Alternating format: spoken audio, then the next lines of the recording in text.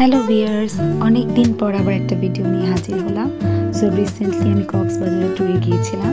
So এই ট্যুরে কী করেছিলাম সব কিছু আপনাদের সাথে শেয়ার করব। তো প্রথমে এরকম ঢাকা থেকে আমরা স্লিপার কোচে করে গিয়েছিলাম। সো খুব আরামসে শুয়ে বসে আমাদের সময়টা পার হয়ে গিয়েছিল। আর দেখতে দেখতে সকালে আমরা কক্সবাজারে পৌঁছে গিয়েছিলাম। তো আমরা যেখানে গিয়েছিলাম আমরা সাইমন হেরিটেজ উঠেছিলাম।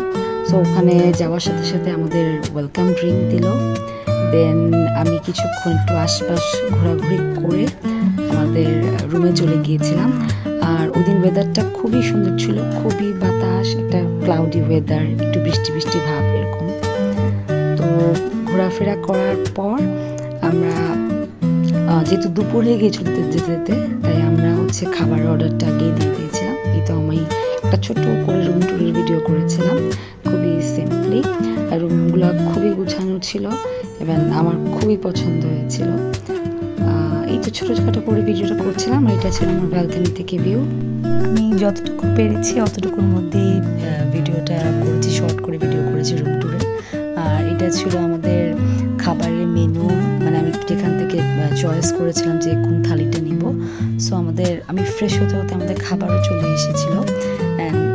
অনেক বেশি ক্ষুধার্ত ছিলাম। সো খাবার খুবই, আর অবশ্যই বলতে হবে যে ওদের খাবার খুবই ভালো ছিল, ওদের সার্ভিসও খুবই ভালো ছিল। আর এরপর আমরা একটু রেস্ট নেওয়ার পরে চলে গিয়েছিলাম একটু হালকা পাতলা একটু কেনাকাটা করতে।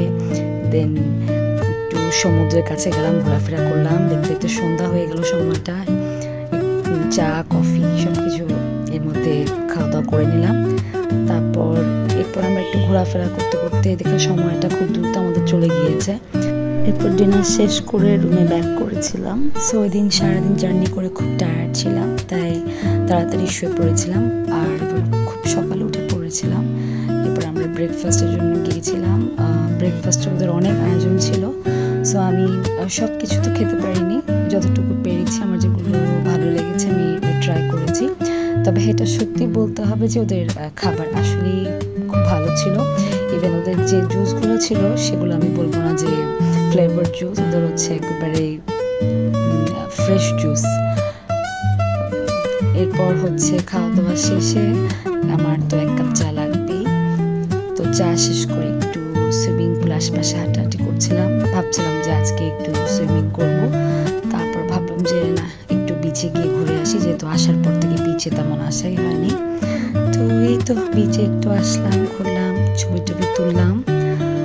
ওয়েদারটা আসলে খুব সুন্দর ছিল, বলতেই হবে যে প্রচুর বাতাস। আর এরপর একটু আশেপাশে ঘোরাফেরা করলাম। আর সমুদ্র বিলাস যেটাকে বলে করছিলাম। এরপর আমরা একদম কক্সবাজার থেকে টেকনাফ পর্যন্ত যতগুলো বিচ ছিল সবগুলোই দেখেছিলাম। আর যাওয়ার পথে এরকম পাহাড় এক পাশে, দেন সমুদ্র অপর পাশে, দেখতে খুব সুন্দর লাগছিল। আর মানে জার্নিটা আমার জন্য অনেক অনেক বেশি অনেক মেমোরেবল ডেজ ছিল আমার জন্য।